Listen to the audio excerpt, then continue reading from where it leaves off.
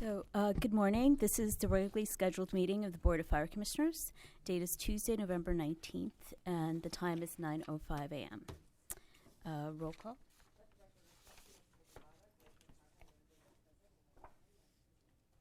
Thank you. Flag salute, moment of silence.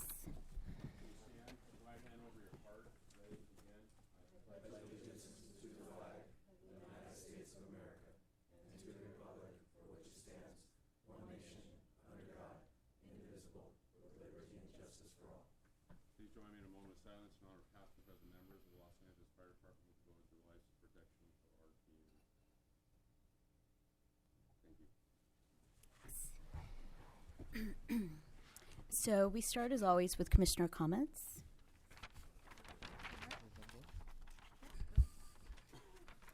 A lot has happened since the last commission meeting. It's been a while. Going back, Commissioner Glazer and I were at the Fallen Firefighter Memorial event where he actually spoke at the museum, at the Firefighter Museum. Herb Weston, the president of City Council, was there. Tom LaBonge, as usual, had a few comments. And of course the chief as well. But the moving part about that particular event was Ashley Iverson spoke, the widow of the firefighter from down in San Diego who died in the Thomas fire. And it was incredibly moving. And so, I mean, that was a memorable part about that memorial. And then in the early part of this month, I attended the grand opening of Station 39 with President Ibarra, and their council members, Nuri Martinez as well as Paul Krikorian were there. And actually there was a girls' camp person who shared, what she's learned and everything, and, how maybe, she wants to be a firefighter ultimately. So that was great. And then last 2 Saturdays ago, I guess, I attended the Medal of Valor event, again with President Ibarra was there as well. And a number of it was a great event as usual. And Chief Harvey got the Lifetime Achievement Award. From the staff, Rebecca Alvarado had the Community Service Award, and then Chief Crowley likewise was one of the honorees. And the incredible stories where 2 of our firefighters were on vacations, and once again, during the time they were on vacation, did incredible things. And then we also heard about the pilots who did this incredible rescue of hikers, and hikers and 2 dogs, I guess. were saved. And then about 2 Wednesdays ago, I've been a volunteer at the UCLA Mobile Clinic Project ever since it started, about 20 years now. So every Wednesday evening, I'm at the West Hollywood Mobile Clinic Project, and then we see, these are primarily homeless people who are getting meals from the West Hollywood Food Coalition, and then if they have healthcare needs, they see the physicians and the medical students and the undergrads as well from the School of Public Health at UCLA.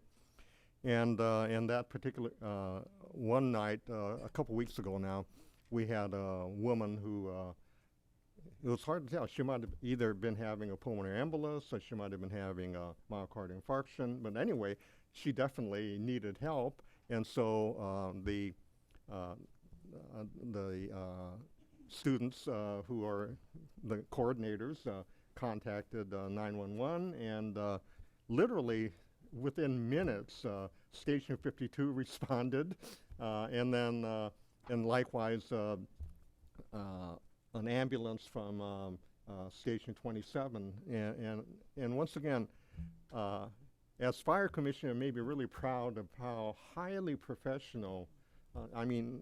All of the firefighters that I witnessed basically were really consummate professionals in the way they conducted themselves. So kudos to, I guess it's in Chief Hogan's territory, so kudos to 52 and 27. Great. It's good to hear that. Yeah. Thank you. Good morning, everyone. Good morning. I wanted to take a minute and congratulate Chief Hogan on a fantastic exercise in the Hollywood Hills. It was, I got a lot of feedback from neighbors and residents, and I picked up, came by, picked up, it was great to see Chief Poyer there, actually, yeah, a lot of chiefs were there. It was fantastic. It was a lot of chiefs. It was great, and it was well attended. It was really impactful. I spoke with, like I said, my neighbors. They were very, very grateful, and I picked up a lot of materials at the resource fair that was organized as well, and handed it out to all my neighbors, and got them prepared. And honestly, what was really fantastic is that I have the confidence to let them know that being here in Los Angeles and having the LAFD, that we are so unbelievably fortunate, we should all be prepared, but understand that we do have the resources and we do have the trained personnel to really take care of life and property. And so I want to say thank you so much for that as well. And then I had a conflict. I couldn't go to the Medal of Valor, but I did watch it online. The videos were pretty fantastic and really inspiring, and want to congratulate Chief Crowley and apparatus operator Holland Bullock for their, I know that, it was only for active duty members to get the awards, but to go up and save 9 homes with garden hoses was astounding. Congratulations to Chief Harvey for 40 years, and then all of the other, really, really powerful stories that we're just so fortunate. So thank you. Let's see, a couple of things here. So firstly, belated thanks to Fire Station 99 for hosting me for lunch. Not quite a ride along, but it's a little quieter up there. They're very nice, though. And had an amazing lunch. The chef for the day served us fish salad. He had actually caught the fish. Wow. Not that day. And they had it. So it was a delicious lunch and a great crew up there. I enjoyed speaking with them all. I also attended the memorial, and that was nice. I was also very struck by the speaker, and she just brought home a lot of the things that we've been talking about here, and we're going to hear more about today about mental health and the how this is really a not so silent epidemic anymore. That we all have to do our part on, and so I'm looking forward to talking about that more later. Was sorry to miss the Medal of Valor lunch, but thank you to the not thank you, congratulations to rather all the winners, and thank you to all of them for all their heroic efforts. It is always great to see the people going above and beyond here. People go above and beyond every day, but even further above and beyond, and seeing that recognized. Speaking of going above and beyond, I also just want to recognize all of our members for the extraordinary efforts in this recent fire season. I look at the daily sort of summary for the department, and I always look and see, is there augmented staffing, and I see the dreaded recall on there, and I know that means that people are having a lot of unplanned stayovers to do their duty, and that is while it is part of the job, I know it is above and beyond for everybody to get recalled and be held over in those ways, and to really exert that kind of an effort over not just a 24-hour period, but over multiple days. So certainly my thanks to this whole department for stepping up in that time. Really, it was an extraordinary effort, and I congratulate you all on that, and thank you for the service. Last thing is I did also get a chance to stop by the Hollywood Hills exercise, the evacuation exercise, that being my neighborhood, and it was well done. Congratulations to Chief Hogan for pulling that off. You know, I know that's an area there where I think the fire risk. It's been a long time since we had a fire in that area, so I think starting to change behaviors up there and remind folks that people need to be prepared. It's great to see that happening. So thank you for the work on that. Thank you. Thank you. So moving on to report of the fire chief. Thank you, Madam President. Good morning, everybody. Thank you for all the kind words from the commissioners about the performance of the men and women of our department. I, too, am tremendously proud of the work that was done in the past few weeks and will be done in the next few weeks. We're not done with Santa Ana wind conditions. We anticipate having more Santa Ana wind conditions throughout the remainder of the year. The fuel is still ready to burn, and I'm very confident that our department is ready for the challenge. Thanks to the support of Mayor Garcetti, the City Council, this commission, we've been hiring nonstop for the past 5 years. We've been procuring apparatus at a rate of between $20 to $25 million each year. We also have purchased 2 helicopters in the last few years. Our technology has taken great leaps forward. And we have developed internal processes to handle these large-scale wildfire incidents while still maintaining coverage to the people of Los Angeles, because the 1,350 calls that we go to each day do not go away when there's a brush fire. We have to manage everything. So I'm very pleased. That's not to say that we can't do better. We've already started our after-action critiques, and we are focusing on things that we know we can do better, and we should never stop that effort. So I'm tremendously proud of everyone, and I look forward to the challenges that face us in the future. Now, going to the events, on October 2nd, I was happy to attend the Mayor's 3rd Annual State of Women and Girls Address at the JW Marriott. It was a capacity crowd, very positive event. On October 11th, we had the Saddle Ridge fire and subsequent press conferences. October 12th was the LAFD Firefighter Memorial at the museum, very moving event, an annual event. October 28th through November 2nd was the Getty Fire activities, multiple press conferences, multiple days of engagement out there in the Palisades. On November 2nd, we had the grand opening of Fire Station 39 in Van Nuys, a tremendous event, well attended. The firefighters at 39s are very happy. November 6th, the Valor Awards ceremony. It was a capacity crowd. Almost 500 people were in attendance. We heard some amazing stories of the 6 people from our department who received various awards. Very proud of our people. That's an event that we have to use as an opportunity to tell the stories of the tremendous things our people do on and off duty and let the public know. It's a great fundraiser for the foundation. It's just a great night for the LAFD. On November 9th, we had the Council District 11, Councilmember Bonin's town hall meeting in Brentwood. Very positively attended. Probably 300 to 400 people were there. And this was scheduled before the brush fires. It was an opportunity to show our equipment, to meet our firefighters. The brush fires definitely added to the community participation.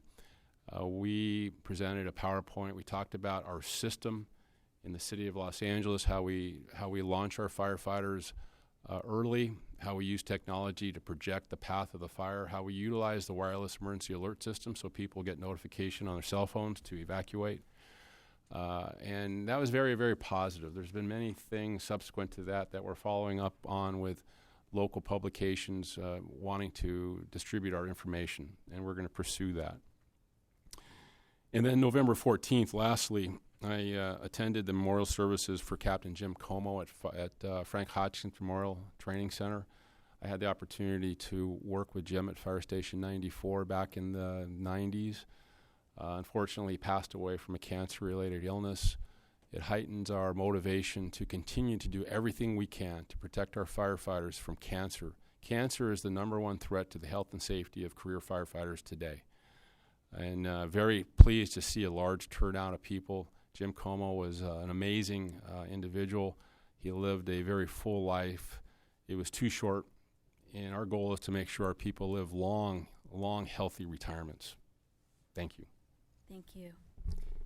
Moving on to verbal report by the department on October 1, November 18th, significant incidents. Thank you. Good morning, Commissioners, Chief Terrazas, Council Isela, Deputy Chief Trevor Richmond, Operations Valley Bureau. On October 10th at approximately 9 p.m., the Saddle Ridge Fire started at the just north of the intersection of Yarnell and Saddle Ridge Road. Weather at the time of the fire start was approximately 75 degrees. It had been 80 degrees earlier in the day. The winds were out of the north-northeast at 15 miles an hour with gusts over 25 miles an hour, and the relative humidity was at 3%. Fire history in that area, if you recall back in 2008, we had the Sayre Fire and the Cessnon Fire in both of those areas. The Sayre Fire went 11,000 acres and the Cessnon Fire went 14,000 acres. The total acreage on this fire was 8,800 acres. At approximately 11 p.m., the fire jumped the 5 freeway and proceeded into the Porter Ranch neighborhood. All total, we lost 13 structures. 52 were damaged. We were in unified command with LA County Fire Department, the Los Angeles Police Department, Angeles National Forest, and CAL FIRE as an assisting agency through their contractual obligation with LA County Fire Department. We evacuated approximately 100,000 residents.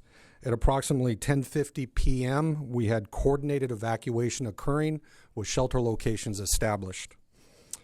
Incident management was done through a combined effort of the Unified Command through Angeles, LAPD, LA County Fire Department, and the LAFD. The duration of the deployment was 11 days, and that's right before we handed it back to Battalion 15 for fire patrol status. The finance for the incident, we were approved for a federal management assistance grant, which will compensate us 75 cents on the dollar for all incurred expenses. As the fire perimeter did involve state responsibility area and federal responsibility area, both agencies picked up the fixed wing costs under both their missions, under state and federal mission. Quick lessons learned and some successes that we had. The quick location in the Unified Command and the Mutual Threat Zone allowed for quick ordering of resources. In my experience in the fire department, I don't recall seeing fixed wing retardant droppers on the fire at daybreak, following a fire that started at 9 p.m. the day before. That was pretty incredible. If you look at the fire footprint of the Saddle Ridge Fire as compared to the Cessnon and the Sayre Fire, it was much narrower and thinner. And that really is attributed to the aggressive flank attacks along with the air resources that were able to drop water at night. So all told, like I said, 13 structures, 52 damaged. Thank you. Thank you. Other reports on significant incidents? Good morning. Good morning. Madam President, Honorable Commissioners, Chief Terrazas, Attorney Rafish, and to the management staff of the LAFD. My name is Armando Hogan, Deputy Chief in charge of Operations West Bureau. My purpose here today is to share with you some recent significant events that occurred in Operations West Bureau. There are 3 incidents in particular that I'll share with you, and in the interest of time, I'll pretty much group these all together. The first was the Palisades Fire, where it was held to less than 50 acres and where our firefighters face steep and difficult terrain, small evacuation component, and time dedicated was about 10 days, which included mop-up and patrols post the stoppage. On Monday, October 28th, we had the Getty Fire, nearly 800 acres, steep and challenging terrain as well, 10 homes destroyed, evacuations were needed and necessary, and repopulation issues were included. Time dedicated was about 4 to 7 days, then patrols were initiated for 2 additional days. And then lastly, on Saturday, November 9th, 2019, the Barham Fire, less than 100 acres, no structures lost, no evacuation, 3.5-day event total, including our patrols. So very proud that no one was seriously injured in any of these incidents. and just discussing the successes, partner agencies at all of the collective incidents at the command post was value added. The ability for us to be able to work better with the city partners makes it a more effective and efficient operation. Also, the logistical aspect, where we were providing some of those creature comforts that are needed at the base camp for our individuals to do a much better job. And it is my belief that based on the way our members are being taken care of at the command post, it really gives them that energy and opportunity to go out there and do a great job. And I really believe some of these incidents were shortened based on that opportunity. So due to the tremendous efforts and courage of our firefighters, these incidents were contained and community residents were allowed to return much sooner than originally thought. As mentioned, there were no injuries to the community members and only minor injuries to our firefighters. 2 of the 3 firefighters are still under active investigation. The Getty fire, as we all know, the cause was able to be determined there on site. So with that, thank you all for your time. I'll take any questions if you have any. Thank you very much. Thanks to both of you for your great work and all of our firefighters. So do we have a report from the medical director on the same time period? Good morning, Honorable Commissioners, Fire Chief, City Attorney, Dr. Mark Eckstein, EMS Bureau Commander. Significant EMS incidents since our last meeting. As my previous speakers talked about saving property, there's been a number of EMS incidents that also talk about saving lives, which underscore an all-hazards approach to by the LAFD, and underscores a number of pieces of the puzzle, as it were, that have to come together to result in the saving of a life. A few notable incidents on November 7th, about 3 a.m., Engine and Rescue 7 were dispatched to a reported unconscious, and they found a 47-year-old gentleman who collapsed at home.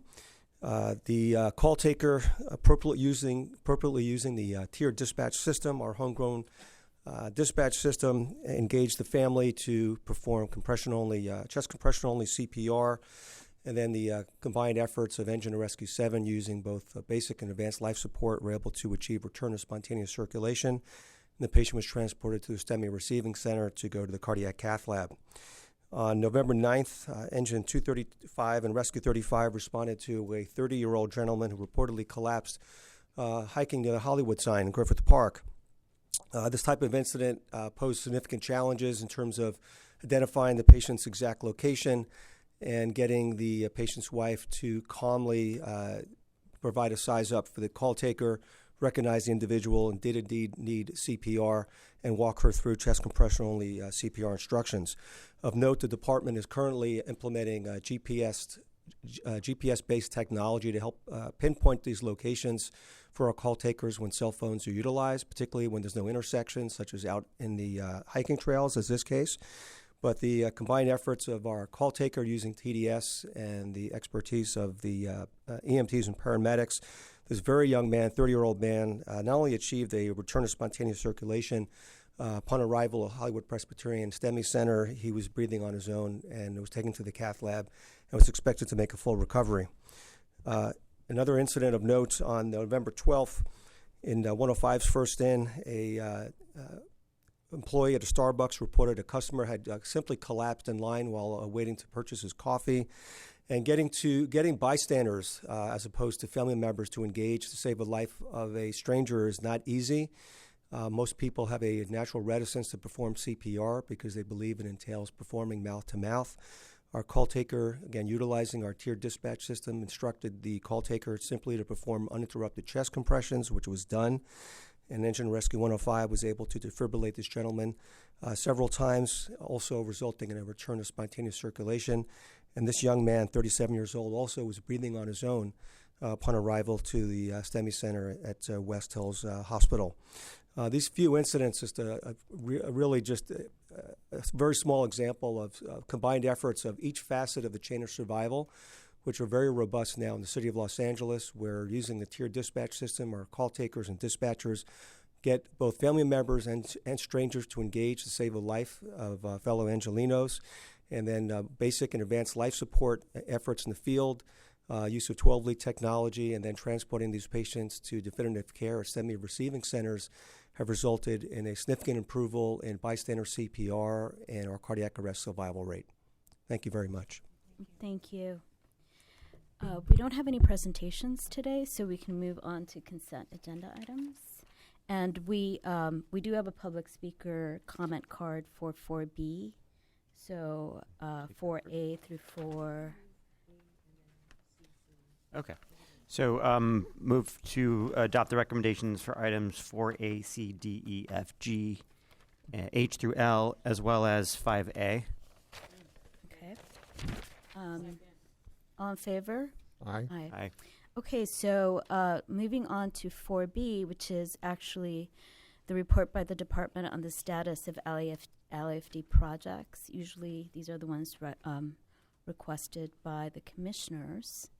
I don't know that we can really do a public report on it because it's just a written report, but so I'll just go ahead and call upon Mr. Daniel Venencia from ABEA Test Company. And you'll have 2 minutes once you get to the podium. Thank you. Good morning, Commission. Good to see morning. everybody again. I just wanted to talk about, last time we were here, we were talking about the high prices for the Chief Regulation 4 licenses. Okay, so it needs to be related to the It was one status of of the, LAFD projects. Okay, it, go ahead. I think it was the first item on the, it was a written item on the agenda. Okay. I just wanted to follow up with that, and I wanted to talk about how right now the Chief Regulation 4, we're going through a change with the fire code, and right now it's just one entity that's looking at how this Chief Regulation 4 is being reconstructed. You know, we all in agreement that the Chief Regulation 4 needs to be looked at, needs to be reconstructed, but I'd like to recommend that maybe more entities put an eye on how this Chief Regulation 4 is being reconstructed. Not just fire department. Fire department is looking at it from one point of view, and they're doing a great job. But we'd also like to see if we could get people like myself, industry, building owners, building managers, kind of all in the mix. So when it gets reconstructed, it's getting done to where it makes sense for everybody. You know, so that's all I wanted to bring up and recommend. Maybe like a subcommittee for the Chief Regulation 4. Mm-hmm. We all work together and putting our heads together and getting this going. You know, again, the licenses right now are expensive, and it's hurting our industry and hurting our ability to grow. So thank you. Great. So I see this as a request for like public input, which is fine. Okay, I wasn't sure. I saw it on the agenda for Yeah, no, that's good. 19119. You're good. Yeah. Yeah, great. Thank you. Okay. For the same item? Okay. I don't know. Oh, 6. We'll do it at 6. Yeah. Yeah, so we'll hear from him again at, during public comment period. Yeah.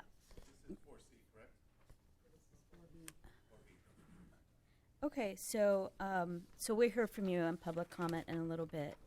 So first regular agenda item. Would you want me to, yeah. Oh, yeah. Yeah, so move to receive and file item 4B. All in favor? Aye. Okay, so we're going to take a couple of items out of order on the regular agenda item. So we don't have 5A actually. So 5F is report by the department on the Behavioral Health Program report on mental health training for department members.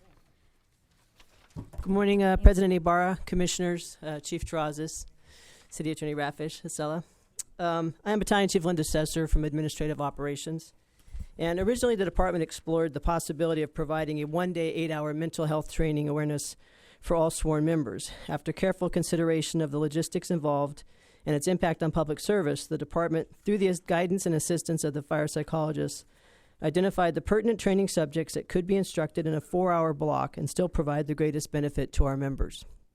This report before you provides for you a description of the proposed 4-hour training to be provided to all members, and this training is anticipated to begin the first quarter of 2019.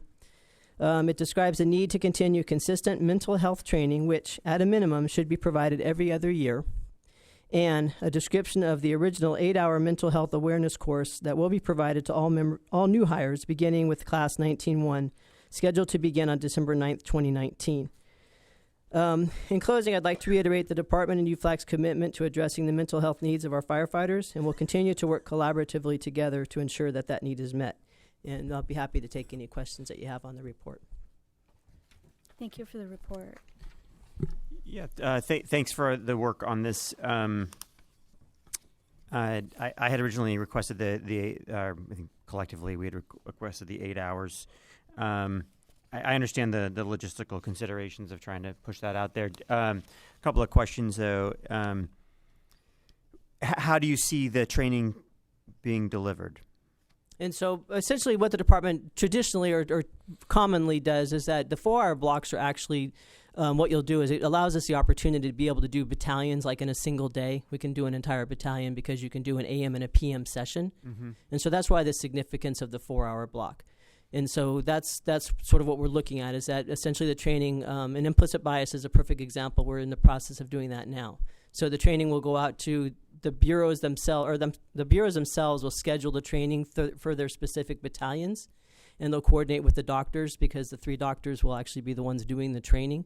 So that'll be coordinated with them through their availability and the days, because you still have ABC platoon and you have all of the battalions that need to be done. So there'll be coordination between them. And essentially that's how we present the training, is just scheduling them for a day, 1 battalion in a day. Depending on the busyness of the day, sometimes we can get more than 1 battalion done in one day. Got it. So it'll be a live training led by the doctors. Correct. It'll be a live training by the doctors, correct. Okay. Great. In the 8 hours for the drill tower, that is fully scheduled for the next class? The 8 hours isn't, it begins in the drill tower, but essentially what we wanted to do is still be able to provide the 8 hour training to members. And so one thing that was feasible is because we've, again, traditionally, we always had a 5-month and a 10-month training where recruits would be brought back while they're on probation to do a week of training. Mm-hmm. So now the department's adding a 12th month to that.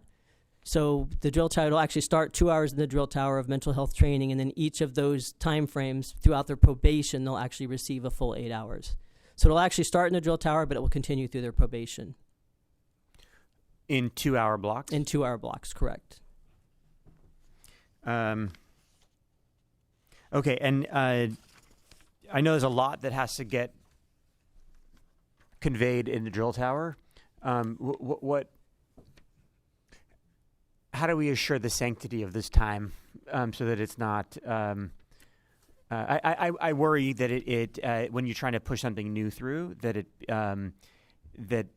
things happen and you're 10 minutes late to start, and then you're trying to pick up some time here, so you end 10 minutes early. Particularly if it's a 2-hour block versus a longer block, that can really infringe on the ability to really get this done. Correct. And that was a concern that you expressed when we had the July Fire Commission meeting, and that was one of the things that was talked about, was having the 2-hour block that, by the time you get people set up, seated, and doing all of that, you're taking away from the time. But I think really the department is emphasizing and has made this a priority. And so, with the drill tower, it's essentially just ensuring that priority is in place. The nice thing about the drill tower is you do have a very succinct group, because they're probationary members, and it pretty much is spot on where they need to be and when they're going to be there. So it does give us latitude to be able to ensure that 2 hours. Mm-hmm. And then through the last couple of years, we've actually started the process even when they do orientation, where we now actually have a behavioral health piece where we provide information to the family and the recruit. So it's already starting before they even get there, and just that in itself emphasized the importance to the drill tower and all department members that this is a priority. So it's just a matter of the burden is on the department to ensure that doesn't happen. Great. So yes, I certainly worry less about the probationary firefighters being where they're told to be on time, and more about who is doing the telling. I rely on the leadership of our training and drill tower to understand the importance of this, to ensure that this gets the time that it deserves. Along those lines, interestingly, despite mental health issues being one of the most significant risks to the health and life of all first responders everywhere, but certainly within our department, we still are going through this cultural change of making this something that we talk about, and recognizing that this is as important as anything else that we do. I've had a few conversations just here or there in the field when I mentioned that, oh, hey, we're talking about doing this. And sometimes the response is, well, we really got a lot to cover. That's a lot to work in there, which is, to me, telling of not just an attitude in the department, but generally of a societal attitude about mental health, that it is somehow a second priority, right? So to that end, what I'd like to ask is that while recognizing that there's, I don't want the perfect to be the enemy of the good here. So we got the 4-hour training. Great. I'm looking forward to seeing how that goes. I would like to see, however, for our captains and chiefs, right, that's a smaller group and there are specific training blocks in there. I would be interested to know how we may augment their training a little bit beyond the 4 hours, to see if, as leaders in our department, they are the ones who are going to move up through it. So I'd be interested to know what we could do with that group, whether that's in the COSEP OSEP training environment or it is in the captain's training environment or the chief's training environment, to see what additional block might be beneficial in that space. Right. So currently, actually, a few things that are happening even currently as we speak is that the department's fire psychologists and even Dr. Froelich have been going out when they have battalion chiefs meetings, when the bureaus have their meetings with their battalion commanders. They've been attending those meetings and emphasizing the importance of mental health. And actually a number of the chief officers are actually inviting them, either to those meetings or actually just to come out to discuss it with them. So word is getting out there. People are starting to embrace it. And then same thing with the captains' meetings. As the battalion chiefs have their captains' meetings, they're bringing in the fire psychologists to actually do trainings or even just a discussion about mental health and the importance of it. So it's already starting to play out in the department. But another thing we can add, based on your suggestion, is when we do the core training for brand new captains, and we also have it for chief officers as they promote, beginning officers or beginning captains. Then we have the training that we provide for them and adding a mental health piece to that, where they would actually receive training on the program, in a number of areas. One, obviously emphasizing the importance of mental health, but how to access it if something happens, if they're on the scene of an incident or something like that. And just emphasizing the importance is definitely something we can do. Certainly I'm in favor of more formal rather than less formal. The core trainings would be a formal environment. It's training that is provided to officers when they newly promote. Yeah. And it covers obviously a number of different issues, and so adding a mental health piece there would be something the department will do. So without adding too much additional time to this particular report, then my request would be have a discussion with the doctors about what they feel like would be most appropriate to deliver in a formalized environment for our captains and chiefs. And then that can be just a short supplement that you guys could come back on and perhaps as just in 90 days, be interested to hear how it's going in general. And so perhaps at that time to say, and here's what we think additionally could be beneficial for a captain and a chief training module. Okay. Maybe some supplemental modules that are going to go in there within those training. Okay, perfect. Wait, just to clarify, are you saying that the training is only for new captains and new chiefs, or is it for all COSEP and OSEP? Well, we could put a component in. We have actually had a component of the behavioral health in COSEP and OSEP in the past, within the last year and a half. But that could be something also added in more on just ensuring basically that it's on a regular basis. Yes. Right. Okay. I would consider the alternatives there, right? And think about what, let's think about the goal we're trying to accomplish, right? And say like, hey, listen, if we're trying to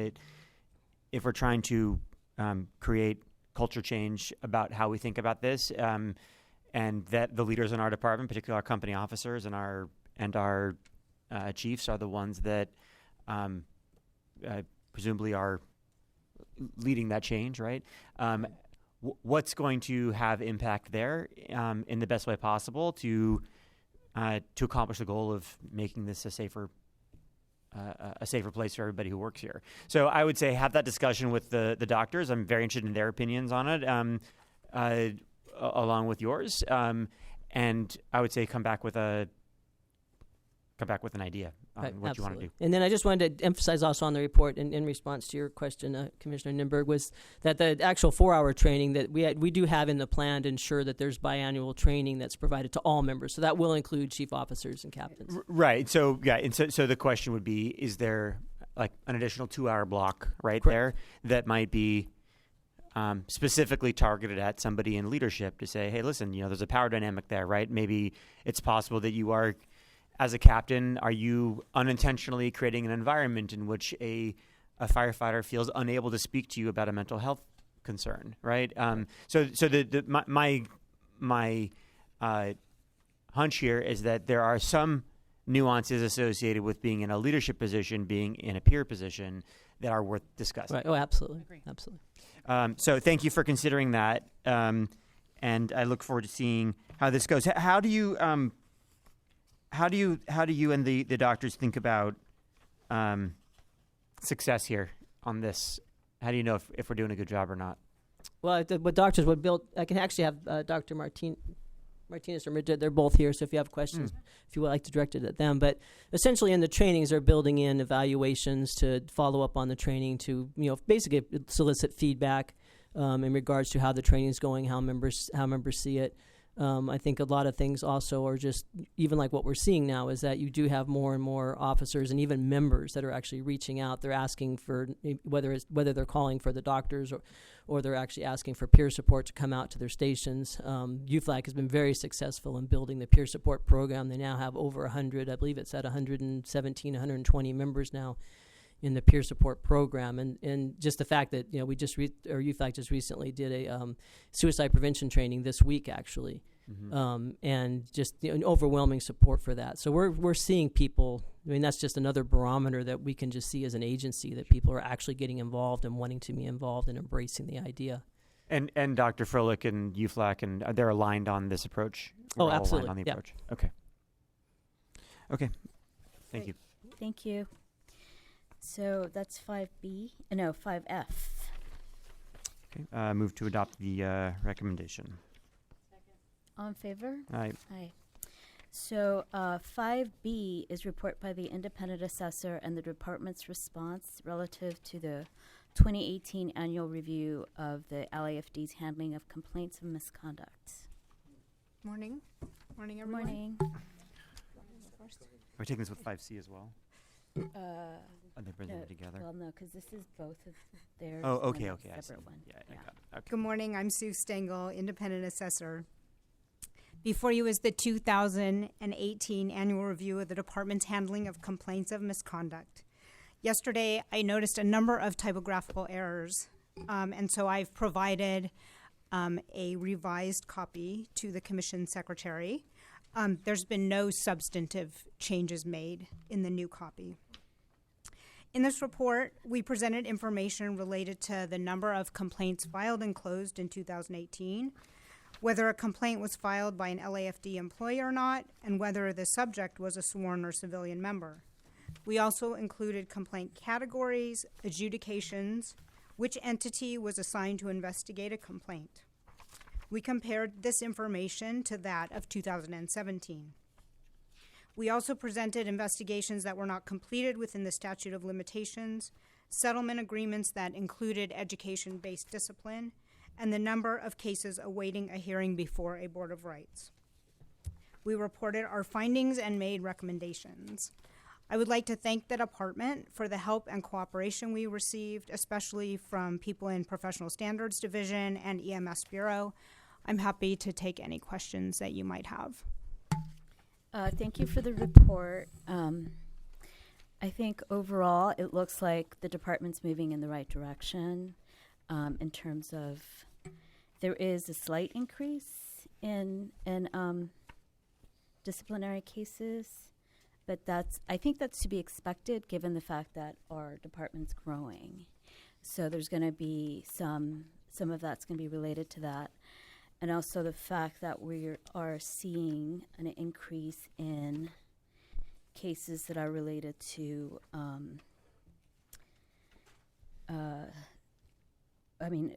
basically EMS-related, performance issues. So it's not, I'm not sure that I would call that misconduct necessarily, right? I would call that training issues that we sort of need to work on. So we kind of do need to, develop specific strategies for some of the increase that we're seeing specifically in that field. But I'm sort of more interested in kind of traditionally what this, what the role of the IA has been is to look at other areas of disciplinary issues concerning our members. And I didn't see anything about EEOC complaints. They're listed in the complaint category section. Okay. Where is that? So beginning on page 5.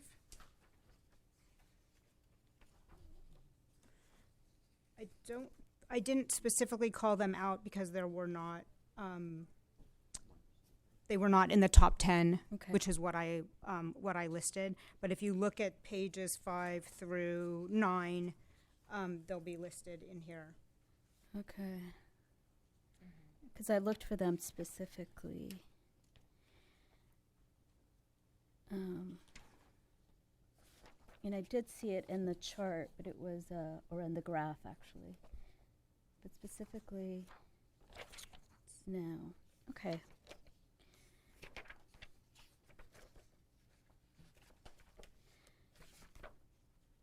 Thanks. If you look at the bottom of page 6, Okay. the last category. Oh. Yeah. Oh, I see. Yes. Yes, I missed that. Okay. All right. So I'd like to see more about that, maybe in some other report, because I'm most curious about that. And I think in terms of like what the public is interested in, those are the complaints that they're most interested in. The rest of them, I sort of feel like the department needs to develop strategies about how to categorize them and how to train our members to, not lose equipment and how to report them timely. Those are serious, but they're not as serious as some of the other issues. I think from the public's perspective. Thanks. There was, I wanted to ask about the Board of Rights. Yes. There were some open cases. One, it says 7 years, 6 years, and 5 years. Correct. And I know that the department is going to be responding as well. But do you know? I don't know why. Do you know what the reasons are why they'd be open for so long? I think that's better addressed by the department. Right. Good morning, President Good Ybarra, morning. Commissioners, Chief Terrazas, City Attorney Asalia. Stephen Gutierrez, Assistant Chief, Professional Standards Division. Before you is Board of Fire Commissioners Report File Number 19-131. The Department's response to the Independent Assessor's audit of the 2018 review of handling of complaints of misconduct. I'd like to just quickly start off and acknowledge Sue Stengel and the Office of Independent Assessor for truly, once again, dissecting our processes and working with us to develop solutions. Extremely grateful for the men and women, both sworn and civilian, assigned to PSD that right now are still working diligently, and we're making really good progress. I'm quickly going to go through this. As was stated earlier by the Independent Assessor, there was a review of both filed and closed cases of 2018, which included settlement agreements between members in the department, education-based discipline, and review of status of cases pending a Board of Rights hearing. Out of that came 5 recommendations made by the Office of Independent Assessor, all of which the department concurs with and has addressed, either began to, in some cases, in full or in part of each one of them. I'd like to go quickly through each 5 and then take questions at the end. The first one, and I'll just summarize it, was to pursue avenues of accountability, improving the high quality of care provided to patients, including but not limited to fire stat enhancements to target solutions, and monitoring by staff in geographic bureaus. also to develop a policy and procedure for EMS Bureau and to uniformly and centrally track issues and concerns related to emergency medical care, treatment of patients, and that have not been captured. Department concurs with all those within that first recommendation and is currently seeking to make enhancement to the fire stat review process to include a review of EMS-related issues.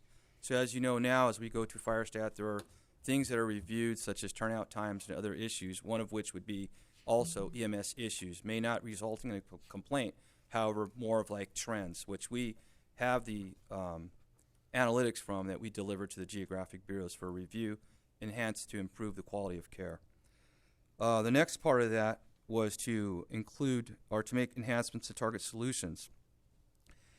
This is where the department intends to work with our Information Technology Bureau to provide an automatic notification system to EMS Bureau to deliver to track and to deliver notification electronically to the EMS Bureau when specific training, that of which is required by any member, paramedic, or EMT, is first assigned, tracked, and then completed.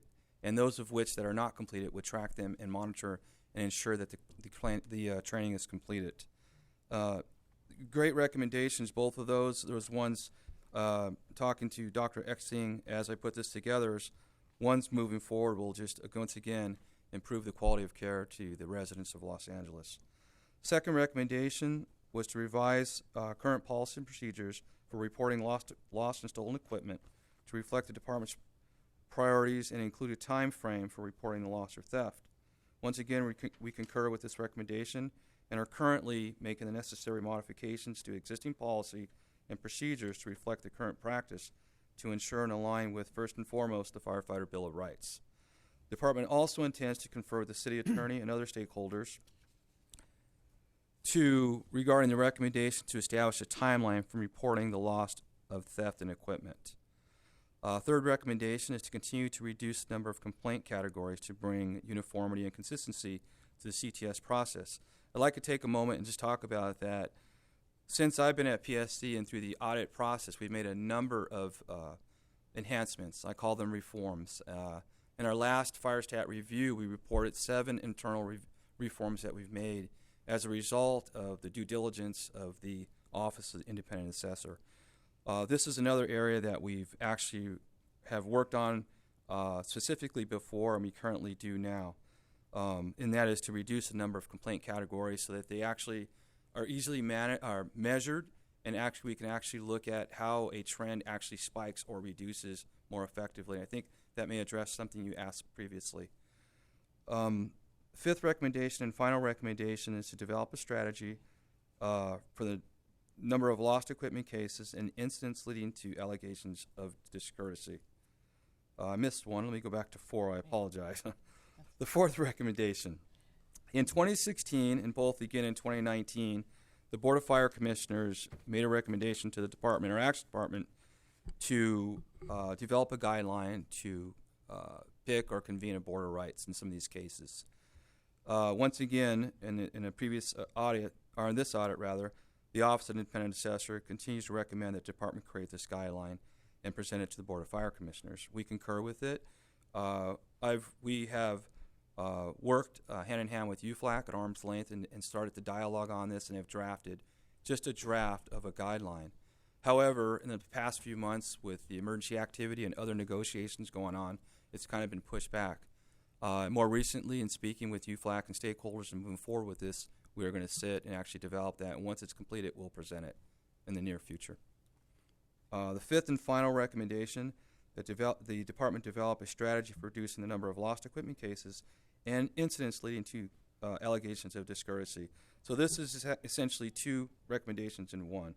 On the first one, as I referred to in the second recommendation, was to modify the existing policy and procedures, what we're currently doing, and also develop a timeline for reporting the lost equipment.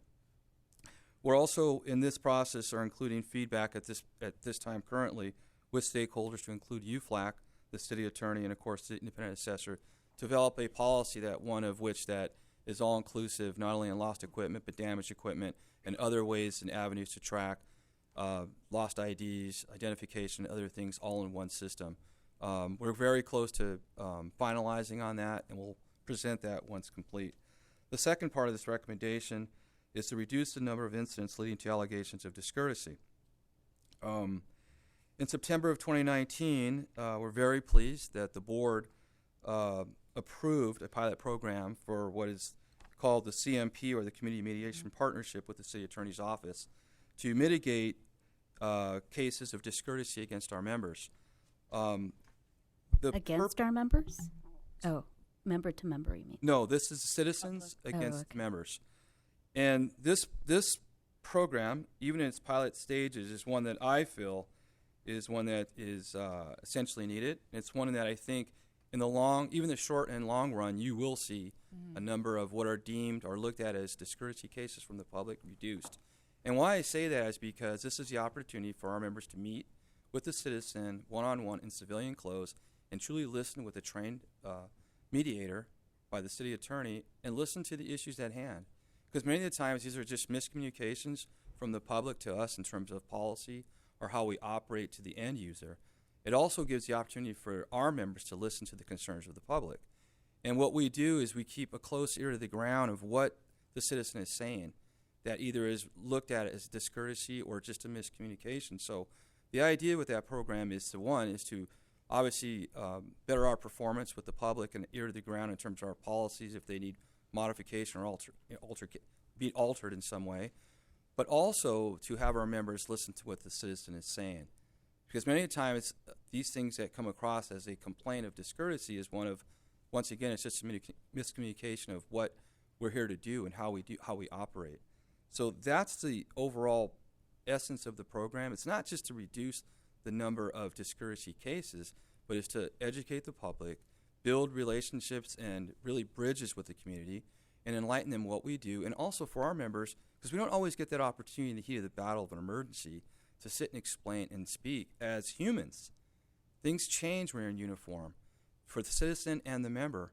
So sit and speak and understand what is it and what can we do and how can we improve. So that program is one that I really, really feel strongly that will accomplish all of that. In closing, the department concurs with the recommendations made by the Office of Independent Assessor's audit, and is as a part of the department's ongoing policy reform efforts, the department is responsive to the Office of Independent Assessor's current recommendations. And I'll answer questions now. Excellent, thank you. So, and I appreciate the response and adoption of the recommendations. It's great. Back to the Board of Rights. Yes. And the open cases. So, yes. So why are there some that were open for 7 years, 6 years, 5 years? The board asked in 2016 and then now in 2019 to get a policy. So just wondering what the time frame is, what the issues are. Right. So to go back and to address it fully and really short about it, in 2016, there was approximately 56 cases pending in the Board of Rights, and this came as a result of no grievance process in place for reprimands and otherwise. So at that point, the department agreed to settle those cases. Out of those 56, now at this current time, some of them are very old. 7 years. Yeah. We've made great progress. From 56, we're down to, I believe, and I don't have the exact, I don't know, Chief Amir. I think there's the older ones is like maybe 8, and then we have some newer ones. So we're making great progress. A lot of them, it entails negotiations. They're all education-based discipline cases. So some of them, for example, may involve driving, and we have to work with the LAPD to coordinate and to see if we actually have something that we can address that. So some of these are still just rather old, and I agree with you, but we are making progress, and the intent is to settle all of those.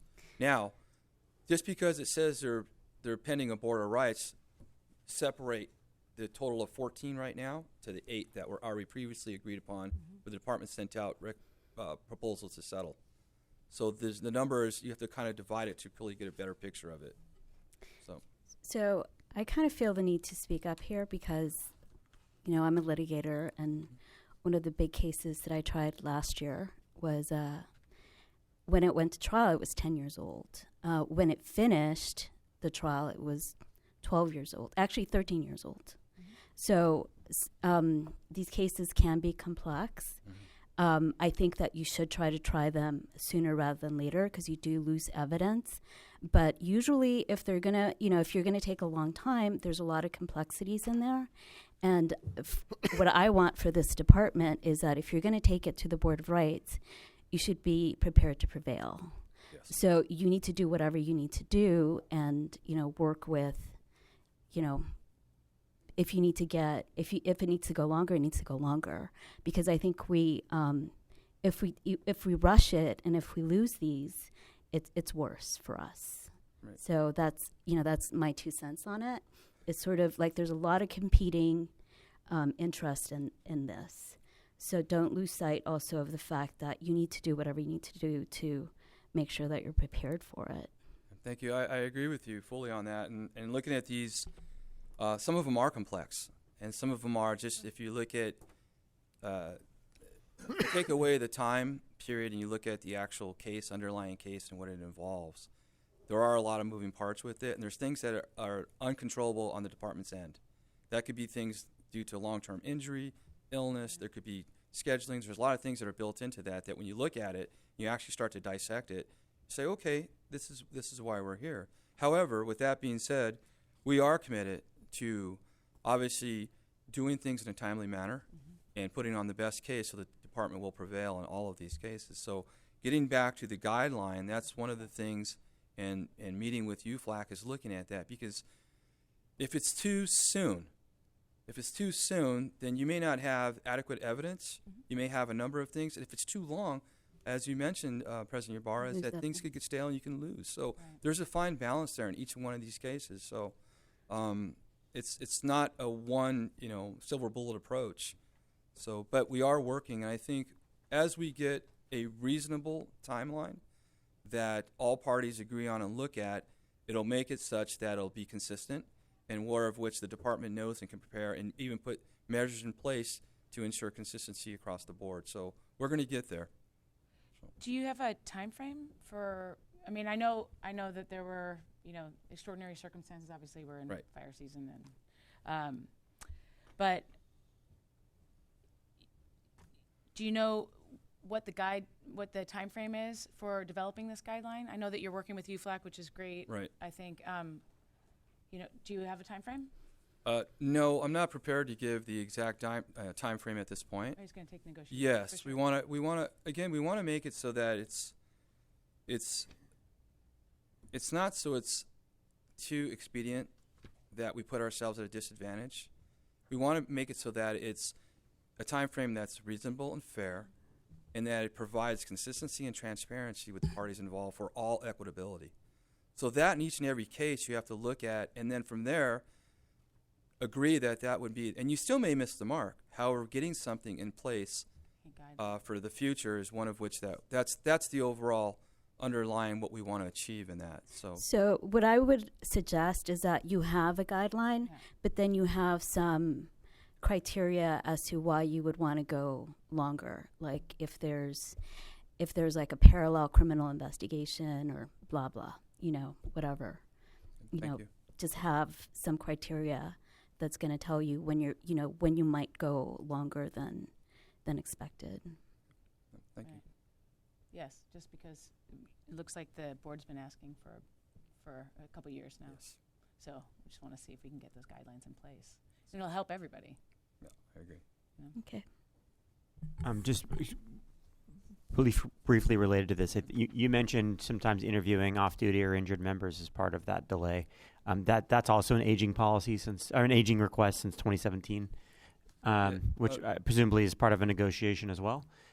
So hopefully those can be resolved in parallel. Yes. Okay. Maybe just as a suggestion, so that we don't go a full year in between hearing that it's not done, maybe you could just give us an update quarterly to say, hey, we've resolved it, it's coming, or we're making progress, or we're not making progress at all. Yes. That'd be great. I agree. This way, it just keeps it a little bit more front of mind. Yeah. On both of those things. Yes. Great, thank you. Otherwise, I appreciate the report, and I appreciate the collaboration between both PSD and the independent assessor on this to move this stuff forward. Thank you. Thank you. Great. So can we adopt? So these are the same. It's two separate reports in a single item. Is that right? Yeah. Yes. And it's fine to do that. Okay. 5A. So for the departmental Oh, no, 5A. response, I just want to note that this is actually it's a plan that they've submitted to in response. So I'd like to approve the plan rather than receiving it, just to acknowledge kind of on technicality that we're approving it. So if I could just amend the recommendation to say approve rather than receive and file, and then otherwise receive and file the the independent assessor report. Okay. Receive and file and approve the departmental response. Second. All in favor? Aye. Great. So 5C is report by the independent assessor on the quarterly report of audits. This is my quarterly report of pending and contemplated audits consistent with the request you made back in February. Currently, we are researching 3 audits and we're contemplating a 4th. I'll address them in reverse order from the report I submitted. First, back in April, you decided that my office would conduct 2 audits related to the cases closed in 2018. One that would focus mostly on statistics, which is what we just discussed, and another that would take a deeper dive into some of the case investigations to assess how the department handled those complaints. When I discussed this with you previously, you decided that the second topic would be decided after you heard the first audit. Okay. And so we can talk about what you would like for the topic of that audit. And I'm happy to move on unless you want to stop and discuss. No, go ahead. Okay. So second, we've begun reviewing complaints that were closed this year, 2019, in preparation for the 2019 annual review of cases, which will be very similar to the audit that you just heard. Third, pursuant to your request, we will begin submitting quarterly reports related to the department's deployment of the unmanned aerial system, the drone program. We've been engaged in discussions with the department and will propose preliminary objectives soon. And fourth and finally, as you know, we're working on the audit of recruit progress in selected drill tower classes, which I will address in the next report. Okay. So on the education-based discipline, I think it's now been 4 years since we've been doing that approach, right? The department started with settlements in 2016. Okay. Refresh my memory, sorry. Have we done an in-depth analysis of the education-based discipline and the results of that already? Did you do one of those? So the most in-depth is the Appendix A from the audit that we just heard. Right, okay, heard. that's what I Right. thought. So I'd like to request that be carved out as a separate report, and that would be really a collaborative report with PSD to really what's the state of education-based discipline in our department, who's doing it? What are the classes we're offering? How many people have been referred? And I think specifically, what's the effect of that been? Have we seen when people go through it? Do we see recurrences of behaviors that we're trying to stop? And I think the settlement agreements. In general, those were 2 really big changes that we made to PSD's approach. Was how do we do settlements, applying a new policy to those settlements, and then applying the education-based discipline. So I'd be really interested in really that grouping of stuff of when we do settlements, are we seeing recurring problems? Sometimes that's contracts, right? It's and when it's education-based discipline, which my guess is, it seems like that's included in a number of settlements, right? What is the impact of those education-based disciplines within the settlement. So if I could request that be a carve out as a separate report in collaboration with PSD. Agree. I just want to clarify one point. Yeah. So in the audit you just heard, in the Appendix A, we looked at people who re-offended, and there were people who re-offended at various points in the process. And I highlighted 2 individuals who re-offended, one after he or she completed the classes, and then, excuse me, one, I believe it was from the time the settlement agreement was executed, but before the individual finished the classes. And then there were several others who offended throughout the process. So do you have any thoughts on when you would like us to take a look in the timeline of when a settlement agreement is executed, people who are re-offending? So as you can see, sometimes there are several years that pass from the time a case is filed until the settlement agreement is executed, and so that person may have several years to have re-offended in between before there's ever an agreement, versus when the agreement is executed, the person has completed the classes. You want to see whether the classes were in fact effective, and then did they re-offend? Yes, so I would look at post-agreement. It's hard to look at an efficacy if it hasn't been executed yet. So I would certainly look at the post-settlement, post-discipline being meted out, right? Are there what is the impact of that? And, hopefully by the time you start looking at this, you've got several years of data, so we'll be able to start to see over a few years, are we seeing changes in behavior there? Which was ultimately, right, that's the goal of the program. So we'd be curious to call that out in a more in-depth look. Okay, and do you want us to look at all the agreements from 2016 until whatever ending date we pick? So I would say to the extent that you can look at a longitudinal, take a longitudinal look at it and say, look, we started doing this in 2016. We're now 4 years in on this, and this gets to also PSD's role in this, which is to say, hey, like these are the classes. We've noticed that people are taking advantage of these classes. They seem to have effect. These classes nobody goes to, and these classes in particular, seem to do nothing, right? But just taking now that we've got a little bit of time and data behind us, I would say that's right. I'm very interested in a collaborative approach on this to say, hey, we want to take another look at it. Here's what we've learned from 4 years of administering this. Once people get this to have a settlement or they have the education-based discipline, these are the effects that we're seeing. And the recommendations hopefully will either be, hey, it's great, keep doing what we're doing, or hey, we might want to do these tweaks here, or it might be unlikely, but this has been a dismal failure, we should stop it, right? So let's. I'm very interested in how that looks, and I would say the more data you can look at, the farther back.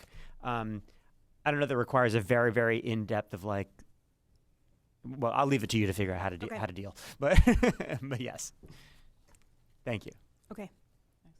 So one of the reports that I would like for the independent assessor to work on is on EEOC cases, and maybe, and I don't know what the appropriate way of doing it would be, to do something on sexual harassment. Now it could be like a subset, or it could be together, because I don't know. If there would be enough of them for you to do just sexual harassment cases. But so one of my concerns is that when women enter any workforce in large numbers, sexual harassment complaints increase. And that's just a fact. So they will increase in this department. That's just something that we should be prepared for. So what I want to do is look retrospectively of how many we've had, and also just the percentage of women. So that's a normal thing that happens. It used to be that women didn't report sexual harassment complaints. That's changing. That's a good thing. But we also need to sort of, make sure that we have a baseline of how many we've had in the department. And as we move forward and as more women come into the department, that we're tracking at. Does that make sense? Yes. Yeah, I don't know if it's true that people are reporting are more comfortable reporting. Maybe not in this department, don't but think- yeah. in society, I think that's true. In society, for sure. And I think that, I mean, I don't know how to address, I think that is actually something that we should address here. Sure. Is, looking at, underreporting. But I don't know how to do that, as far as, besides surveys, of the department and find out anonymous surveys. So I think that's the only way we're going to ever find out what's reported and what's underreported. There's a lot of problems with anonymous reporting. So in terms of what the independent assessor is, is equipped to do, is you can look, in terms of audits, look at CTS and what has been reported in the past so that we can establish a baseline going forward. Do you do education-based discipline for EEO complaints? No, I don't. Do we? I wouldn't think that would be appropriate. No, I don't think so either. Oh. So that's why, just no, this is a separate thing, right. Yeah. Okay. With your permission, since we're close to the end of the year, I'd like to include 2019 in those cases as well. Whatever's closed by the end of this year, sure. Yeah. We'll take a look at. We should be able to include that in the survey of cases as well. Okay, and so part of the reason for doing this in this forum is that if the department has any comments about that, if you think that's a good idea, or if there's a particular form of way that you think it should be done, this is an appropriate time to comment on that. I think you've articulated all the important parts. CTS, and PSD, when it was created in 2008, I was the PSD commander, and I stayed in that assignment for over 2 years. And we developed CTS in reporting. Anonymous reporting does have some problems with it, but it is one way to get some intake of information. We've been doing a lot of things in the last few years to educate our people on the importance of EEO. We've exceeded the city directive on EEO training. We've had all our members take the online EEO for supervisors course. Implicit bias is ongoing right now, will be completed at the end of this year. That's to enlighten our people about the importance of respecting everybody's perspective. I think in this topic, it got me thinking about the organizational study. There's going to be some surveys there, and those surveys will be anonymous too, but it'll be another input of information. So I support what is being discussed and recommended, that the independent assessor take EEO issues as a subset and dig deeper to see what we can extrapolate from that data to identify trends and what, if any, actions we can take to improve on those numbers. So in terms of the time frame for it, what dates you're looking at, so 2019 going back 2014, 2015, I don't know, because I don't know how many cases there are per year. So I don't know if if there's 2 cases per year, you want to go back further. If there's 15 or 20 cases per year, maybe you can just do 2 or 3 years. Yeah, the data there, in my recollection, that confirmed EEO violations is in single digits each year. It's a very, very small number. So then we want to go back probably to 2013. Okay. Because you want to have enough to to work with, and not focus too much on one incident, one egregious incident that happened last year or 2 years ago. You want enough of them.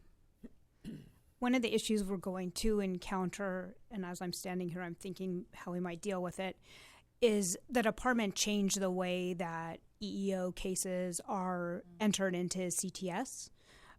So the change took effect the beginning of this year.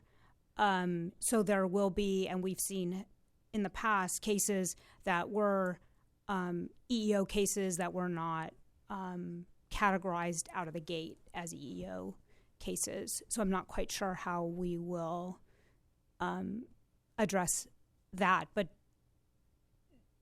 it is true the numbers will be small based on the way that they were categorized in CTS, Yeah, as I opposed to can what was speak to that. actually entered into CTS. I think if we focus on the cases that were confirmed, that'll be a constant. The way we code it was changed in that previously we coded it that way after the case was done. Now we're coding it on the front end, and if it's found not to be, it's removed from that data set. But if you just focus on the cases that are confirmed, that data set will stay a consistent number.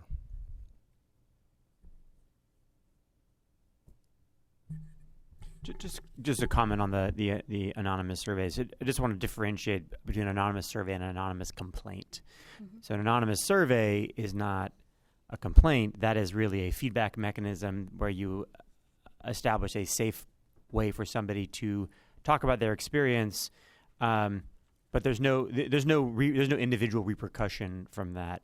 I think something that I remain interested in, and I think other people are interested in, is what is the differential between people who report that they have had an experience that could have been a reportable sexual harassment issue but was not reported?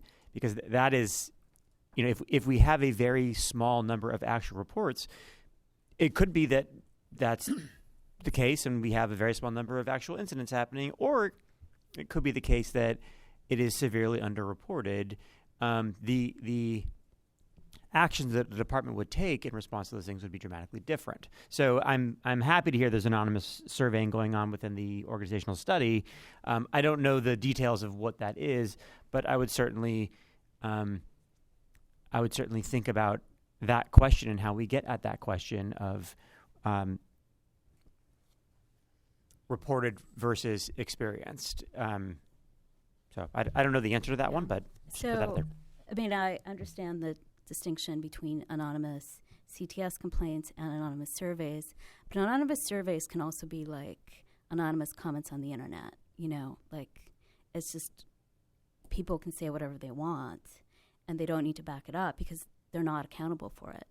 So I would be very cautious about that, and I'm glad that they're going to be included in this other report. And I think in terms of what the independent assessor can do is look in what's entered in CTS. And then, maybe that's best left to this, the organizational study. Those are my feelings. But, I mean, you're not going to get started on this for a while, right? Because you have other reports that you're working on. So maybe come back and this can percolate and we can think about it. Well, I think we'll start looking. We're doing everything sort of simultaneously. All right. So we'll probably get started on it pretty quickly. But in terms of, so for now, you're looking at CTS complaints, what's been entered, because you can't do a survey of people who were here in 2013.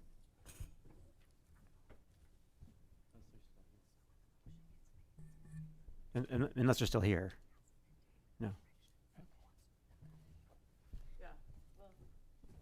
Right. So right now, like, we're just establishing the baseline of what's been reported in the past, with the caveat that maybe people weren't reporting. But there's no way that we're going to know what happened in 2013 that didn't get reported, unless somebody wants to report it now, Or if there's a survey that asks people that question of, did you have something that happened in the last 5 years that you did not report? Yeah, but our department changes all the time. We can only know what we know now. We can't go back and uncover stuff. And we also can't investigate it. I think that I want to just be clear on the point. The point is not to try to uncover and investigate. That's not the point of an anonymous survey. The point of the survey would be to establish a baseline for culture, right? So to be clear, I'm differentiating between opening an anonymous investigation, anonymous complaint, which I understand what the complexities are of that, right? Versus establishing a baseline survey of the culture of the department, which necessarily would need to be done anonymously. I think it is a validated research tool to do anonymous surveying with people. So, I'm not sure the characterization as a wild internet, is accurate. I don't know exactly what's being done within the organizational survey. I'm curious to learn more about that, and so maybe that satisfies this. But I still maintain the point that if we are serious as a department about understanding the culture and how people interact with each other, we would be doing regular anonymous surveying, and you can control for outliers on that, right? That's the whole point of statistics, is to control for outliers and to see where we are and if we're moving in the right direction. So I don't know how that fits into this, but I leave it there. Okay, I don't want to go off agenda. So I don't think it's a. So I don't think it's a. That's not this. Okay. All right. So that's not this. We're focusing on CTS complaints going back to 2013. Okay, for EOC. So we're done with this. And then with the caveat that, so when you move, with the caveat that as per the recommendations during the discussion. As amended. Yeah, as amended. Let's adopt the recommendations as amended. Okay. All in favor? Aye. Okay, good. So moving on to report by the independent assessor on the drill tower class. So this is an update regarding the audit of progress in the drill tower classes. When I last reported to you, I indicated that the data we had received from the department was incomplete. That issue has now been resolved. We have decided to limit the audit to recruit classes 13.1 through 17.3 for the reasons that are stated in the report that you have. And as you know, we've been working to narrow the scope of the audit, and we've been consulting with the city's data scientists. And in the report, I presented two options in relation to sampling the population and made a recommendation that the population be sampled proportionally rather than statistically. And so I'm happy to answer any questions you might have. So I think this looks fine. My one concern about this is that we focus on the goals on the first page, which is similar audits or reviews conducted by other fire departments, the nexus between progress and gender, race, and ethnicity, because I think that's important. We need to know if there's any adverse impact on any groups, especially, as we try to recruit more women. Inconsistencies in the grading process are really important. I feel, however, that on page 2, some of these might be a little bit misleading when we pull these out. So if we're going to talk about height and weight, there's going to be those are going to be proxies for women, because women are going to weigh less and they're going to be shorter than men. So if we focus on this, we're going to extract like misleading data that says that, we're discriminating against short, small people. But that's also, correlates with how you perform in the drill tower for obvious reasons. So I kind of feel like we need to talk about what is it that we want to do with this, and because we don't want to mislead the public, and the LA Times can pick this out and say independent assessor comes out with a report that small women are being discriminated against, and that's factually incorrect, but they can still print something like that. So I feel like, you should just think about very carefully about what this is that we want to do with this. We should focus on adverse impact on women, on people of color, and all of these other criteria. But once you insert height and weight issues, you're just guaranteeing that you're going to come out with the report that has, that's going to be quite misleading. I mean, I want to hear your thoughts about that.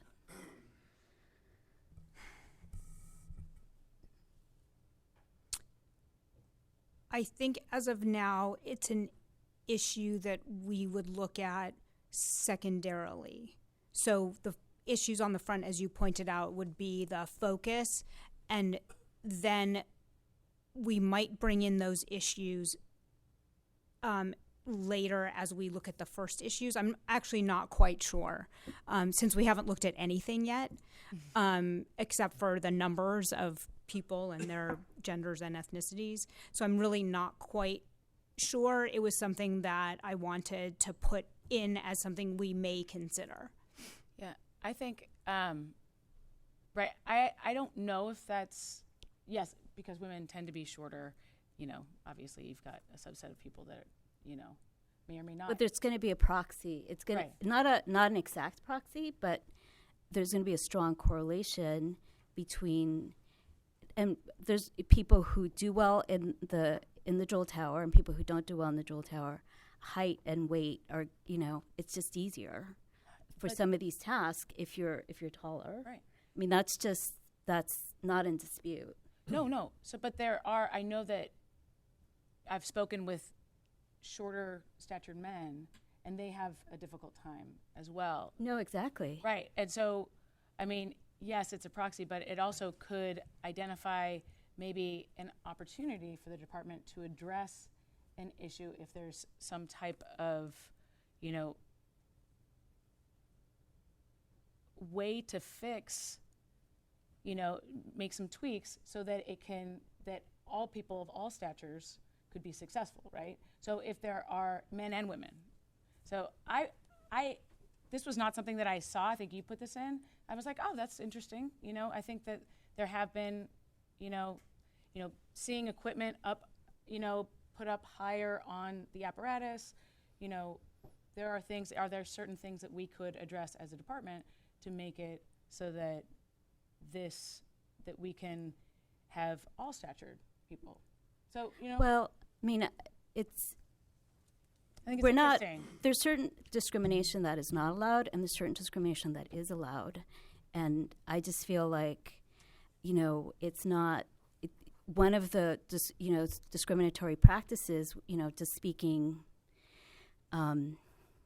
just basically not as a lawyer, but just, you know, what people can perceive as discrimination is that if you can't perform the tasks, if you're not physically able to perform the tasks, that's allowed in this department. You have to be able, we can discriminate against people who can't perform the tasks. I couldn't because I'm short and I'm not athletically, you know, I'm not sufficiently athletic enough. I couldn't do that. I think the public is fine with that. Fine with, like, you know, Delia Ibarra can't be a firefighter.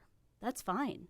I don't think there's, like, you know, public consensus out there that everybody should be able to be a firefighter and pass the Jewel Tower. I just feel like we need to kind of think about that when you prepare the report. Do you know what I mean? Yes. Yeah, I think it's an interesting question, and I think it's something that we should actually look into and see if there are things we can do. And, like, who certifies the physical assessments of the academy, right? Because it's state certified, the curriculum. If I could weigh in, Sure. this is we have to very, very carefully proceed in this area. Back when I was hired many years ago, there was a height minimum, 5'7", I believe. And this type of data, if you follow the path that it's going towards, could end up with a strong information causing us to consider height and weight criteria. I don't want to do that. What I'd like to do is ensure that the criteria that we have in the drill tower is consistent and it's non-discriminatory. It doesn't matter how tall you are or how much you weigh. If you can meet the criteria, then you have addressed our minimum criteria requirement. So I'd like to stay away from this, although the information would be interesting, but I do not want it to become a height or weight requirement. Right. Do you know why it got taken out of the? Because there's short people who can do this job. Right. And we should give them an opportunity to do this job. I don't disagree. My sense there was probably some litigation. Right. I just don't want to know recall. what it was that caused it. I think it had. I mean, it's a proxy for for both gender and for race as well. For sure. There's certain races that are shorter, and that's just the way it is. But that doesn't mean they can't do the job. So I think it was the way they did it before was to open it up and say, you need to prove that you can do the job. Doesn't matter how short you are. So that's where we are now. But so I'm concerned that we're creeping a little bit too much to now it's like, well, if you can't do the job because you're short, then we're calling that discrimination. And I think that would be dangerous. That's my concern. And that it's also misleading because if you put it out there, you don't know what, the media is going to report on it. And it's going to call it discrimination. And I don't want that. I kind of feel like this is the right place to have like a nuanced discussion on that. So at this point, the board has to determine whether it's going to accept the independent assessor's report as presented, receive and file that status report, or whether the board as a body is going to give specific direction to the independent assessor concerning the scope of her pending audit. That's what's before the board right now. I would like to keep it as is. I would like to just take out that part of it. It's also a tremendous amount of resources that we're spending as a department. This is an important report because there has been concern about whether there is an adverse impact on women and on people of color in the drill tower. And that's been a pending issue for a long time. We need to get there without getting sort of mired in little things about like, well, what about short people? And what about heavy people? I mean, I just feel like that's not really serving the public interest. And because there's not like a huge population in Los Angeles that's waiting for that because it's kind of an obvious thing. And so I don't, even if I think it would be an interesting thing if we had the resources to do it. I kind of think the key things are page 1. Like we need to get to race, gender. Those are the things that we need to get through instead of like, that to me is kind of, it's going to lead to a misleading report. Can I just ask, when you put together the criteria, can you just give us a little bit of window into the thinking of how you came up with this particular criteria? Was it in consultation with somebody, or is there a reason why you pulled this one out in particular? I think we were just looking to see what Commissioner Ninberg pointed out, which is, does that state of the apparatus make it so that you have to be a certain height or a certain weight to actually be able to manipulate the equipment and the apparatus? Mm-hmm. And within the context of what you're trying to determine here, right, or what you're trying to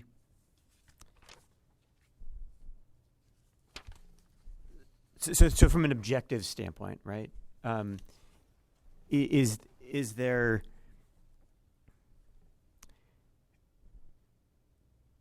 how does this fit into the object? So kind of your overall objective of trying to understand well, let me put it this way. What are the objectives you're trying to achieve here that this gets to? So we were trying to see whether the whole person, if that has an impact on how people do in the drill tower. Got it. And if the conclusions are one way or the other, right?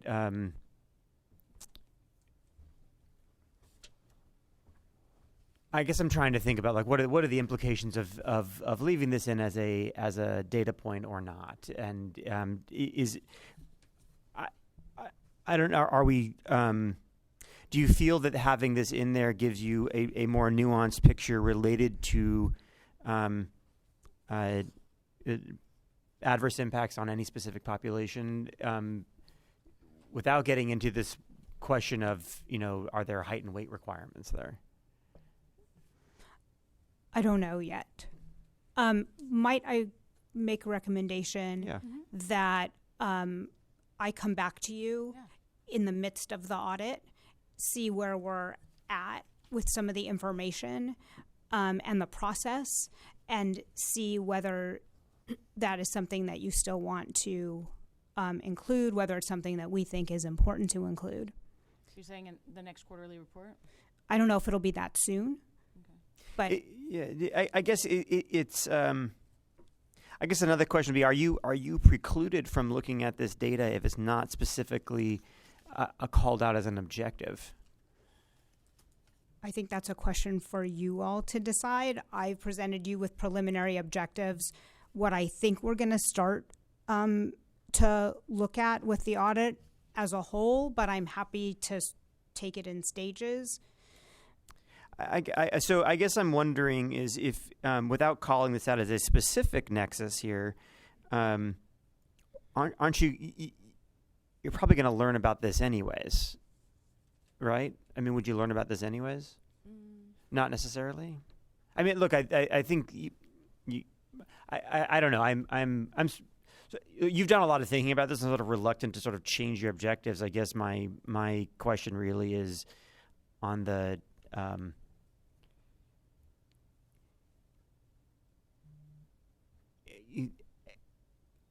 How this fits into the objective of what you're trying to do here, and if this is an important proxy, right, then that's interesting, right? If it's not an important proxy, then it's less interesting within the context of understanding, perhaps understanding things we want to understand. So that's what I'm trying to get at. Your thinking on this is. How important do you see this as a proxy for what you're trying to uncover? If you feel it's very important, then that carries weight in my book. If you feel that it's less important, then, I will take that into account. So, so as the person who's going to be doing the audit and or doing the, are we calling this an audit? Yes, doing the audit. Do you feel this is an important piece of information that in getting at what you want to get at here and what you're trying to do? So based on what we've observed at the drill tower so far, I would say that there is an impact that we would be interested in trying to measure statistically. Well, I mean, so my response is that obviously there's an impact. I mean, obviously it's going to be, if you're physically fit and tall and strong, you're going to do better in the physical aspects of the drill tower. That's not in dispute. You're going to find that. So why focus on that when what we want to know is if people who could do the job are being prevented from doing the job or being prevented from graduating because there's discriminatory aspects of it. You're sort of going on this red herring that is going to really turn out with a misleading report. And what we really want to know is, are there qualified people who are being discriminated against in the drill tower because of race, because of gender, because of sexual orientation? I don't know. But those are the things that you want to focus on, and not the fact that tall people who are physically fit and strong do better. I know that. I'm not worried about that. What I'm worried about is, what I just said. So to me, it's like I feel really strongly about this because it's going to be muddled. Yeah, I don't think it's a red herring. Yeah. So, just if I could, you didn't really answer my question though, which was, what do you believe the relative importance is of this and you helping to accomplish what you're trying to accomplish? Not that I understand you're interested in it. I'm asking you for a question of import. Do you believe this has a lot of gravity in the way that you conduct this or not? Right. I'm sorry for not answering your question. I think just without looking at any data, I don't know. Right. Unfortunately, is the answer that I have. You do know that people who are physically fit and taller do better. We all know that. Do we not? Are you going to dispute that? I'm not going to dispute it. I just haven't looked at the data. Can I make a comment here? Well, physics will dictate the bigger you are, the stronger you are, the easier the time you're going to have in the drill tower. I'll say that it's a fact. I think as I hear the conversation that would bring me clarity is I would look at the items that cause our recruits not to be successful, and I would look to see at every item, is it a discriminatory practice or not? And I'd like to know that, because if it is, we want to change it. And we're always modifying drill tower classes from class to class. We make slight tweaks. So I would look at it in reverse order. What are the things that are causing our recruits to fail? And look at those things to determine, is it a discriminatory practice or not? And then that's something that's tangible. And we stay away from creating height and weight requirements. We just look at those things that are causing our recruits to not pass. And then we can work on addressing those items to make our drill tower more effective. Okay. So it's your interest. My interest is knowing also if there's, overtly discriminatory practices or some other implicit discriminatory practices. Right. And I think this is gonna not really get us there. Yeah. So we haven't heard from Dr. Hara. Do you have any thoughts on this? Because otherwise it looks like it's 2 to 2. I'm at a medical. I teach at a medical school that has predominantly Latinos and African Americans and what have you, and we look specifically more at ethnicity and we make every effort to recruit more women into the practice of medicine, what have you. I would submit that if you look at, let's say, professional sports, for example, there have been short basketball players, there have been short football players who excelled.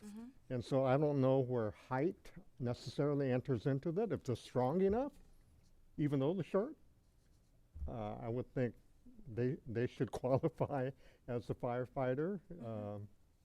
So in terms of which biometrics play into it, I don't know either. But initially, maybe you can collect all the data and then just see what falls out. Yeah, I don't think we should be afraid that the LA Times is going to be looking at this information. I think that you're right. More data I agree, is going to be beneficial and give us a more complete picture of what we're looking at here, which is what I think, Well, it's just to me, it's just gonna point out the obvious, and that, whatever, I've already said it. Look, I think this is just a question of significance of the information, right? And so I guess I always defer to more data rather than less data. I think perhaps if you add the word in, identify any significant nexus, right? If you just put that word significant in there, then that leaves a question of you don't have to say that there's, just because you found a nexus doesn't mean you need to report on it. But if you see there's significance there, that it does relate to some of the other questions, then I guess I'm interested in that. Yeah. So I'm fine to amend the report to say identify any significant nexus, or identify significant nexus, if any, right in there, and then you're not required to say I found a nexus or not. You can just say I looked at the data. There is a nexus, though. It's a significant nexus. Well, I don't know if it is in relation to the objective of the report, and so that's but as the IA has said, right. Until we see what it says, how can we come to a conclusion about it? I don't know what it is either. I don't think anybody here knows. So I don't think we want to presuppose a conclusion. Obviously, if somebody is, of 2 feet tall and it's not going to work out. Chief Terrazas, do you think there's a nexus? I do. Like I said before, the bigger, stronger you are, the easier time you have in the drill tower. And the smaller and shorter you are, the more difficult time. And statistics will show that the people that fail out, if you look at size, are probably on average smaller than those that succeed. I know that. But there's shorter people who can definitely do the job, and they should not be discriminated against if they can prove that they can do the job. Absolutely. Can we go back to just amending the report the way Andrew had outlined? As far as seeing You know, if there is any significant nexus? Well, the way this reads, identify any significant nexus between drill tower performance and recruits' height, reach, and weight, which Chief Taras has said we know that that's the case, you know, and he's saying that as fire chief of the department. And I think, you know, any of the members here would agree because they've been through the drill tower. So I don't know that we're going to spend our time to come up with a report that's going to tell us what we already know. What I want to know is if there's discriminatory impact. So what I would say is that if there's, we need to nuance it so that we need to talk about whether they're being discriminated against, because maybe they're being bullied because they're short, and that's not appropriate. But that's different than, you know, they can't do it because of weight or height. If you can't do it, you can't do it. You know, there might be, so we need to do something about like making sure that they get an opportunity to prove that they can do it, but not necessarily if it's related to performance. Do you know what I mean? Right. I mean, yes, I get that. I understand the concern. I guess I feel like this isn't a robot doing this. Like, I think we, like, presumably the dynamics of what we do as a department are going to be taken into account, and it's not going to be identified as a significant impact if it is, or it's not a significant piece of information if it sort of is simply begging an obvious point or obvious question of this is a job that does end up having some parameters around physical fitness. It does. Right? And so I don't We think all agree on anybody's that. disputing that. The question is whether or not No, there. we were a few minutes ago. Yes, you were. Oh, well, I was not disputing that. So I'm not going to speak for anybody else. I'm certainly not disputing the case that there are basic fitness requirements. That's why we have a fitness test, Right. Okay. right? So, but if somebody passes the fitness test and in all other ways is qualified, but there is a reason for which, based on a biased framework, which is inappropriate, right? That's what we want So to know. there you So if we go. find that in there, then it's worth looking at. If So- we don't Right. find it in there, then I don't presume So it's if going to be in the there's report. so then we totally need to rewrite this because this is just stating an obvious point. So it needs to be something more about whether there's discriminatory practices that discourage people of different height or weight, you know, because if they're being discouraged or they're being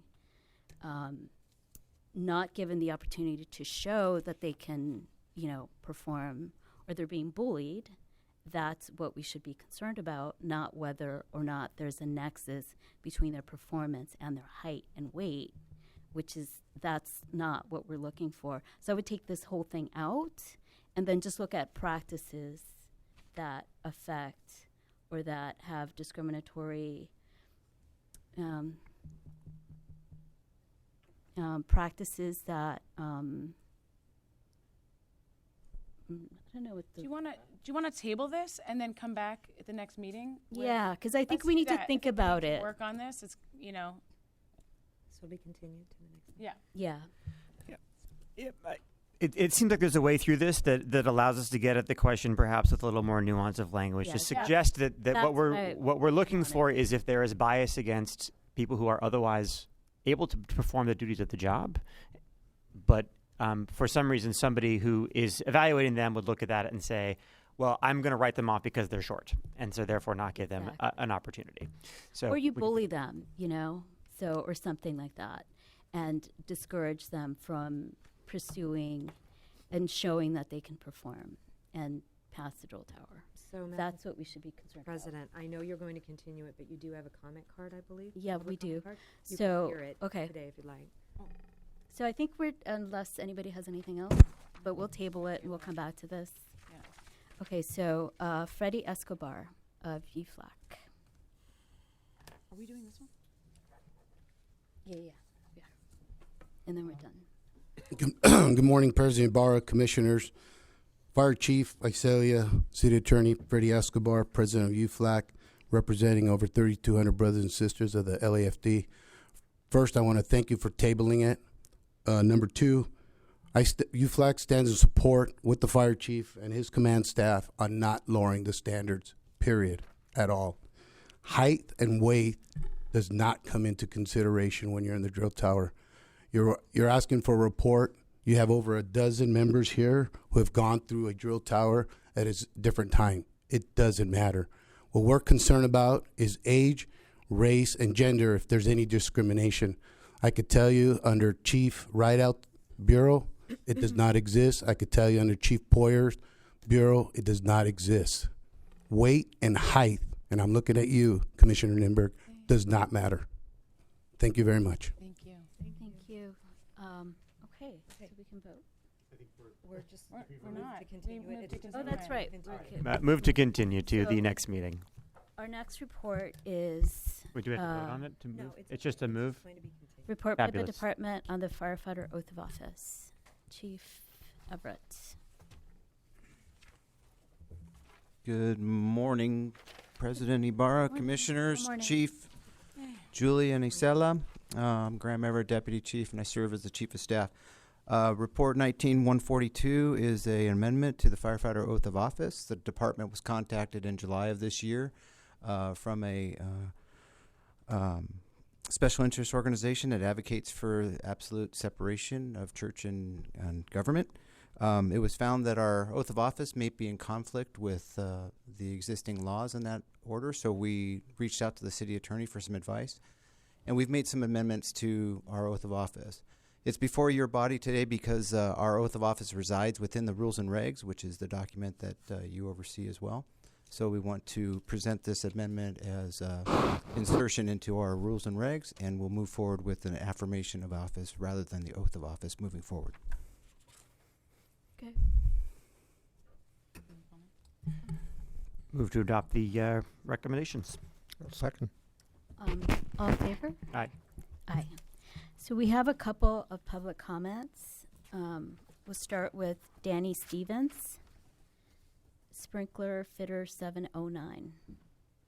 You will have 2 minutes once you get to the podium. Good morning. Morning. Danny Stevens with Sprinkler Fitters Local 709. We represent business representative for 1,000 members. I really didn't come here with a comment today. I really was just coming to audit the meeting.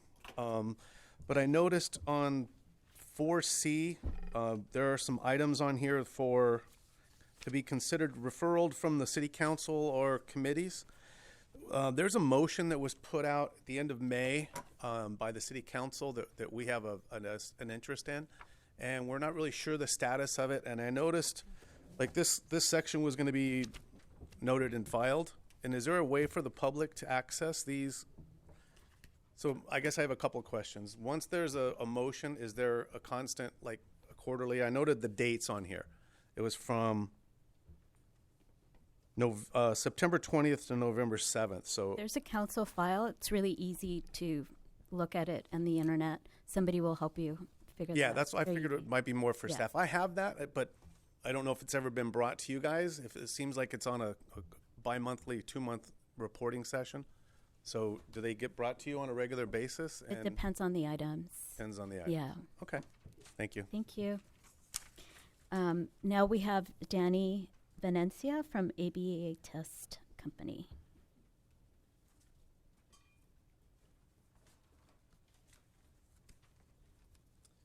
Good morning again. Just wanted to start off by saying thank you very much for the letter of recommendation you guys provided for the apprenticeship program. It's been a great help. Since then, we've received letters from Council District 7, Monica Rodriguez, LAFD, City of El Segundo wrote an awesome letter. So our goal is to have our testers well paid, well trained, able to keep the city safer through this apprenticeship program, through training. So we really want to appreciate. We really appreciate your guys' letter of support. It really meant a lot. Another thing I wanted to mention is just kind of the lively conversation that you guys had a little earlier regarding firefighters. The shorter guy might not be able to lift as much or might not be able to get through the drill tower, but he might be actually a really good fire inspector.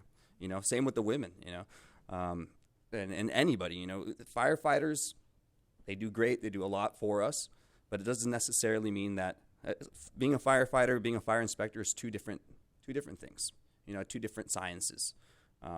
It's good that they know both of it, but at the same time, we should give opportunity to people that might want to just stick to fire inspections. Might save some time, might save some money. So I'd like for you guys to also consider that as well. And I'd like to be a regular presence here. I would like to keep you guys updated and informed on how we're doing and stuff like that. So You're always welcome. Thank you. thank you very much. Yep. Appreciate Right. it. Thank you. Okay, so we can adjourn. Move to adjourn. Second. All in favor? Aye.